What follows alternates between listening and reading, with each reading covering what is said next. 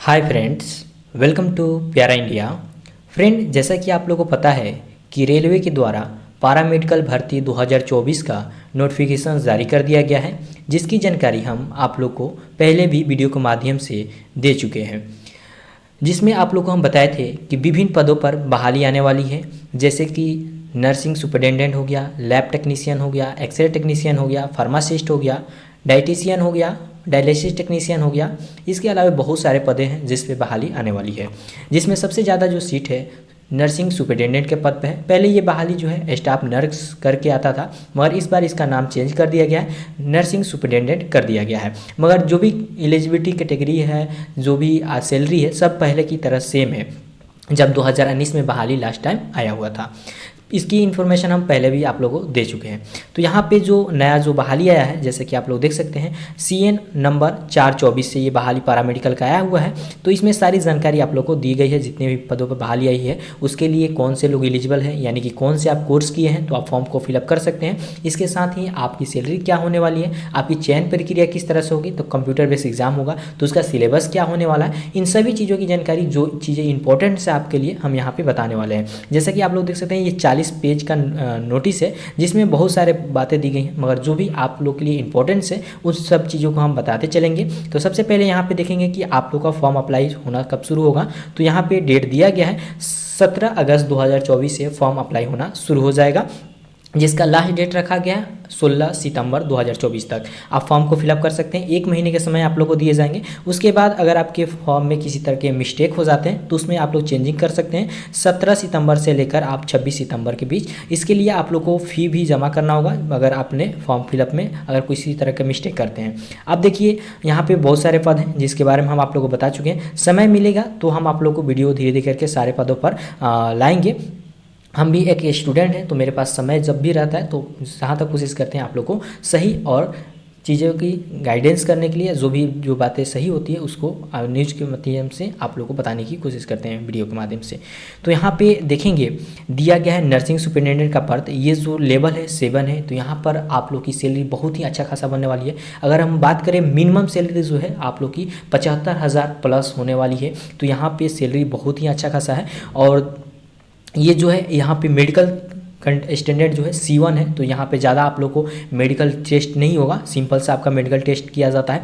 और एज के लिए देखिए तो मिनिमम एज जो यहाँ पे रखा गया है 20 से 43 साल, यानी कि अगर आप 20 साल के हो चुके हैं और 43 तक यहाँ पे रखा गया है। मगर यहाँ पे एज रिलैक्सेशन भी दिया गया है, अलग अलग कैटेगरी के बच्चों को ज़्यादा एज रिलैक्सेशन दिया गया है। तो आप अपना चेक कर सकते हैं, नीचे आपको अगर नोटिफिकेशन डाउनलोड कीजिएगा तो जो भी कैटेगरी से आप लोग देख सकते हैं। अब देखिए सीट, नंबर ऑफ सीट कितने हैं, तो 713 सीटों पर बहाली यहाँ पर लाई गई है। पहले इससे ज़्यादा आया था 2019 में, मगर इस बार 713 आया है। फिर भी यहाँ पे जो ही पद आए हुए हैं बहाली पैरामेडिकल में, इसमें सबसे ज़्यादा नर्सिंग सुपरिटेंडेंट का ही पद है।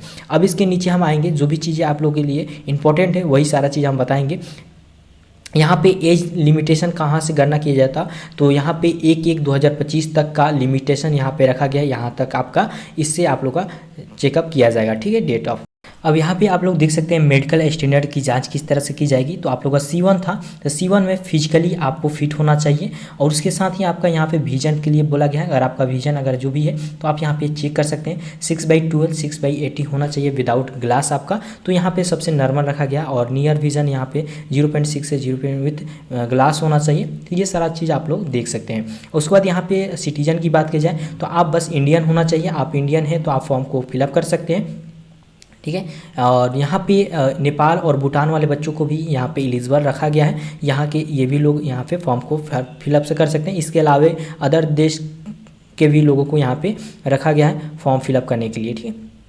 उसके बाद यहाँ पे एज रिलैक्सेशन किस तरह से दिया गया है, वो चीज़ आप लोग यहाँ पे अपना एज लिमिटेशन देख सकते हैं, और जो कि हम पहले भी आप लोग को बता चुके हैं। उसके बाद एक सर्विसमैन है तो यहाँ पे उसके लिए भी एज रिलैक्सेशन दिया गया है। ये चीज़ भी आप लोग यहाँ से चेक कर सकते हैं। उसके बाद देखिए यहाँ पे फॉर्म फिलअप के लिए कितने पैसे देने होंगे। तो जो भी बच्चे किसी भी कैटेगरी से बिलोंग करते हैं उन सभी को 500 रुपये देने होंगे, ठीक है। General, EBC, BC, OBC category से आते हैं तो उन लोगों को 500 रुपये देना होगा। सॉरी, EBC जो बच्चे हैं, इकोनॉमी कली जो बैकग्राउंड से आते हैं उन लोगों को 250 रुपये देने होंगे, ठीक है। EWS OBC हो गया, और जैसे फीमेल हो गए, ठीक है, किसी भी कैटेगरी से फीमेल है या ट्रांसजेस्टर है, SC ST होंगे, तो इन सभी को 250 रुपये मात्र देना होगा। जब आप फॉर्म फिलअप कीजिएगा तो उसमें नीचे आ जाता है कि इतना आपको फीस जमा करना होता है, और जो आप एग्ज़ाम देंगे उसके बाद आपका जो एग्ज़ाम में अगर बैठ जाते हैं तो आपका फी रिफंड भी कर दिया जाता है।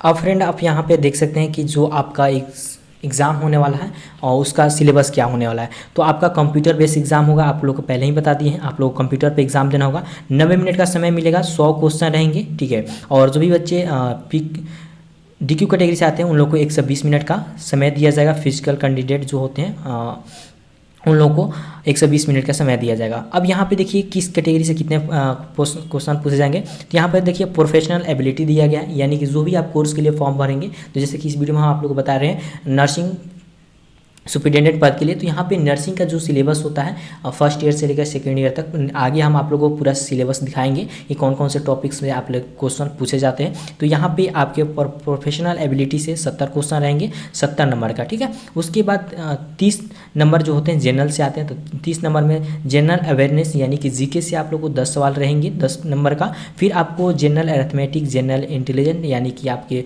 मैथ और रीजनिंग दोनों मिलाकर 10 नंबर के सवाल पूछे जाएंगे, 10 सवाल पूछे जाएंगे। तो यहाँ पे आप लोगों को ज़्यादा इस पे ध्यान नहीं देना है, जो आपका सिलेबस है उस पर ज़्यादा ध्यान देना है, क्योंकि ये 70 मार्क्स का है। और यहाँ पे GK भी बहुत ज़्यादा भ्रष्ट एरिया है, इस पर अगर पढ़ने जाएंगे तो बहुत ज़्यादा है, तो उसको भी पढ़ने में ज़्यादा समय लगेगा। तो इस यहाँ पे थोड़ा थोड़ा समय, जैसे कि 1 घंटा का समय देना है या 30 मिनट समय देना है। तो यहाँ पे जनरल अवेयरनेस हो गया, फिर यहाँ पे मैथ और रीजनिंग दोनों मिलाकर 10 ही क्वेश्चन पूछे जाएंगे। उसके बाद जनरल साइंस है, तो जनरल साइंस जो होते हैं आपके इंटर लेवल के होते हैं, इंटर, तो यहाँ पे आपने इंटर किया होगा तो आपका है, उसी को आपको सिर्फ रिवाइजिंग कर लेना है NCERT बुक को, वहाँ से आप लोग को 10 सवाल आ जाएंगे। तो इस प्रकार से 100 क्वेश्चन होंगे 100 नंबर के।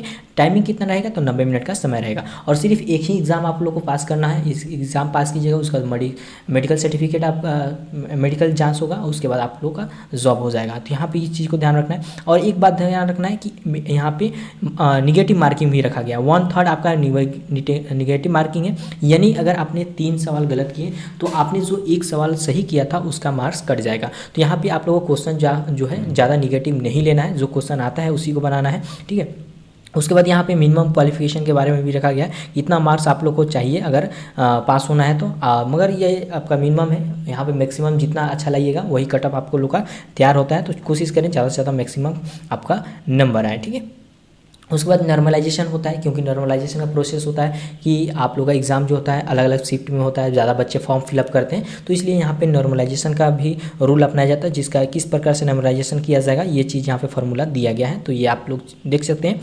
उसके बाद डॉक्यूमेंट्स वेरिफिकेशन के लिए क्या क्या चीज़ जरूरी है, ये सब अभी ज़रूरत नहीं है आप लोग को देखना। उसके बाद फॉर्म अप्लाई कैसे करना है उसके बारे में दिया गया है, तो ये सारा चीज़ हो गया।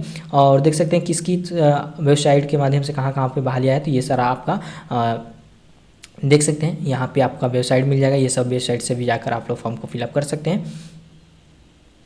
उसके बाद फॉर्म अप्लाई करने के ही बारे में दिया गया। फिर आपका फॉर्म में किसी तरह के मिस्टेक हो जाते हैं, उसको सुधार करने के लिए यहाँ पे जानकारी दिया गया है।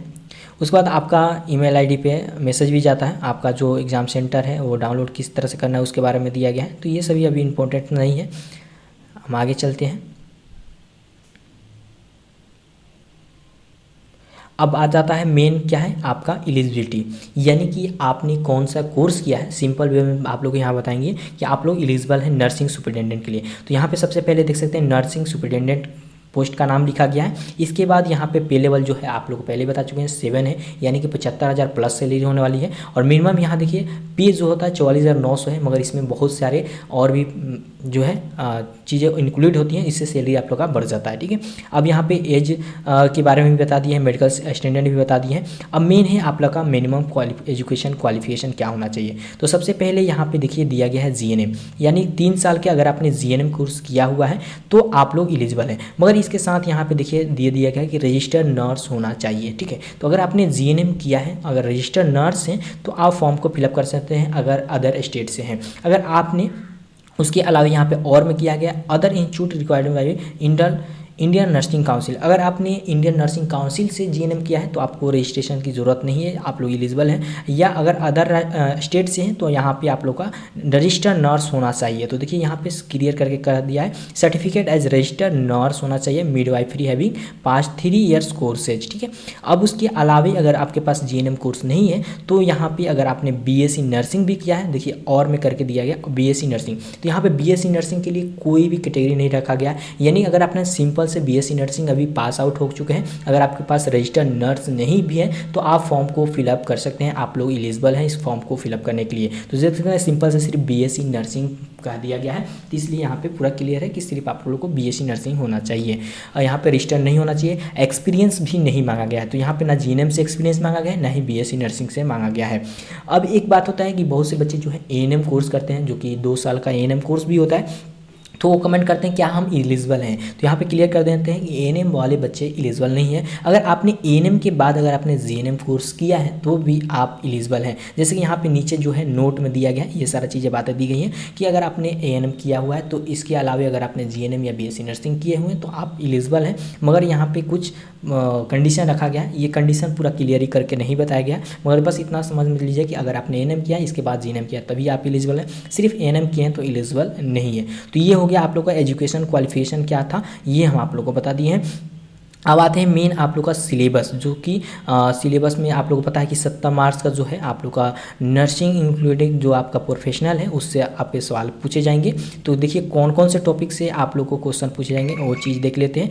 तो यहाँ पे देखेंगे नर्सिंग सुपरिटेंडेंट, ठीक है। अब नर्सिंग सुपरिटेंडेंट में कौन कौन से टॉपिक यहाँ पे आप लोगों को पढ़ने हैं, तो देखिए यहाँ पे पूरा एनाटॉमी ही बोल दिया गया है। तो अब एनाटॉमी का मतलब कि आपको पूरा फर्स्ट ईयर का जितना भी एनाटॉमी जो इंडियन नर्सिंग काउंसिल के द्वारा सिलेबस में दिया गया है एनाटॉमी के बारे में, वो सारा चीज़ पढ़ना होगा। फिर देखिए यहाँ पे सिर्फ फिजियोलॉजी लिख दिया गया है, तो फिजियोलॉजी जो भी है सभी आपको पढ़ने होंगे। मेनली आपको ध्यान क्या देना है, जो प्रीवियस ईयर यानी कि 2019 में बाहर आया था जिसमें इसमें एग्जाम में जो क्वेश्चन पैटर्न पूछे गए थे उसको आपको ध्यान में रखना है। और सबसे पहले आपको जो एग्ज़ाम में ज़्यादा क्वेश्चन पूछे गए हैं उस टॉपिक्स को ज़्यादा ध्यान देना है, क्योंकि जो भी रेलवे का एग्ज़ाम होता है अगर एक पैटर्न पकड़ लेता है तो उसी पैटर्न से लगभग सवाल पूछे जाते हैं। मान लीजिए कि अगर पिछले साल कोई एनाटॉमी का चैप्टर है स्टोमच से, तो स्टोमच से अगर क्वेश्चन आ रहा है तो हर एग्जाम में एक एक क्वेश्चन या 2 क्वेश्चन उससे अब आता है। या जब आप एग्ज़ाम देंगे इस साल तो उस समय भी आप लोग को ध्यान में रखेंगे, अलग अलग शिफ्ट में अगर एग्ज़ाम होगा तो फर्स्ट शिफ्ट में जो टॉपिक से ज़्यादा क्वेश्चन आएंगे तो कोशिश कीजिएगा हर उस एग्ज़ाम आपको क्वेश्चन देखने के लिए, क्योंकि नेक्स्ट आप लोग का एग्ज़ाम में उस टॉपिक से सवाल आते हैं, ठीक है। तो ये चीज़ आप लोग को ध्यान में रखना है। तो यहाँ पे पूरा एनाटॉमी पढ़ना है, फिजियो पढ़ना है, फिर न्यूट्रिशन पढ़ना है, ठीक है, बायोकेमिस्ट्री पढ़ना है, नर्सिंग फंडामेंटल पढ़ना है, नर्सिंग फाउंडेशन पढ़ना है, फिर आपको साइकोलॉजी पढ़ना है, माइक्रोबायोलॉजी पढ़ना है, साइकोलॉजी पढ़ना है, सोशोलॉजी पढ़ना है, फिर फार्माकोलॉजी, पैथोलॉजी, जेनेटिक्स हो गया, मेडिकल सर्जिकल नर्सिंग हो गया, एडल्ट इंक्लूडिंग जेनेटिक 1, फिर आपको community health nursing, child health nursing, mental health nursing, midwifery and obstetrical nursing, उसके बाद nursing research, aesthetics, management of nursing service and education. तो ये सारे टॉपिक्स हैं, आप इसको PDF को डाउनलोड कर लीजिएगा। वैसे हम टेलीग्राम पर शेयर कर देंगे या गूगल में CN04/2024 सर्च कीजिएगा तो ये PDF डाउनलोड हो जाएगा। आप लोग को गूगल में सिंपल से ये चीज़ डाउनलोड कर सकते हैं, नहीं तो हम टेलीग्राम पर शेयर कर देंगे या स्क्रीनशॉट भी ले सकते हैं जो भी टॉपिक यहाँ पे आप लोगों को पढ़ने हैं। अब देखिए ये हो गया आपका प्रोफेशनल जो 70 नंबर का था। अब इसके अलावा जो आपका जनरल चीज़ें हैं जो कि हर बच्चों से ये सवाल पूछे जाएंगे यहाँ से 30 नंबर का, जिसमें जो जनरल अरिथमेटिक हो गया, जनरल इंटेलिजेंट एंड रिसर्च हो गया, जनरल अवेयरनेस हो गया, जनरल साइंस हो गया। तो यहाँ पे देखिए सारा आपको टॉपिक्स दिए गए। अब देखिए यहाँ पे आपको 10 मार्क्स के लिए इतना सारा चीज़ें पढ़ने होंगे 30 मार्क्स के लिए। तो ये आप लोग देख सकते हैं, जो भी आप लोग को आसान लगे वो चीज़ों को फॉलो कर सकते हैं। जैसे कि मैथ्स में नंबर सिस्टम हो गया, बोर्ड मास हो गया, डेसिमल्स हो गया, फ्रैक्शन हो गया, LCM HCF हो गया, रेशियो हो गया, ये सारा चीज़ आप लोगों को पढ़ना हो। इस पर हम पहले भी वीडियो बनाकर बता चुके हैं कि किस प्रकार से पढ़ना होता है, कौन से बुक फॉलो करना है, तो आप लोग प्रीवियस वीडियो जाकर देख सकते हैं। वैसे फिर से हम कोशिश करेंगे नया वीडियो लाकर आप लोगों को बताने के लिए। उसके बाद यहाँ पे रीजनिंग से कुछ सवाल पूछे जाएंगे, तो ये रीजनिंग का टॉपिक है, इस रीजनिंग को देख सकते हैं। उसके बाद यहाँ पे जनरल अवेयरनेस, आपको कौन कौन सी चीज़ों को ज़्यादा ध्यान देना है, जैसे कि जनरल करंट अफेयर्स को ध्यान रखना है, इंडियन ज्योग्राफी को पढ़ना है, कल्चर पढ़ना है, हिस्ट्री ऑफ इंडिया, ठीक है, फ्रीडम फाइट जो होता है 45 के समय का जो आज़ादी के समय जो इतिहास है वो सारा चीज़ आप लोगों को पढ़ना होगा। उसके अलावा देखिए जनरल साइंस में क्या पढ़ना है, तो physics, chemistry, life science, 10th standard CBSE syllabus, तो ये सब चीज़ें हम आप लोग को बता चुके हैं। तो देखिए जो भी इंपॉर्टेंट चीज़ें थी यहाँ पे हम आप लोग को बताने की कोशिश किए। अगर किसी तरह का हमसे मिस्टेक हो गया है तो आप लोग कमेंट बॉक्स में रख सकते हैं, हम उसमें सुधार करने की कोशिश करेंगे। और वैसे जो भी इन्फॉर्मेशन था आप लोग को हम सही से बताने की कोशिश किए। वीडियो हेल्पफुल लगे तो लाइक करें, अपने दोस्तों साथियों को शेयर करें, चैनल पर नए हैं तो चैनल को सब्सक्राइब कर लें। और इसी संबंधित जो भी डाउट्स है आप कमेंट बॉक्स में रख सकते हैं। टेलीग्राम और इंस्टाग्राम का लिंक डिस्क्रिप्शन बॉक्स में मिल जाएगा, वहाँ भी फॉलो करके हमसे जुड़ सकते हैं। तो फ्रेंड वीडियो में बस इतना ही, थैंक यू।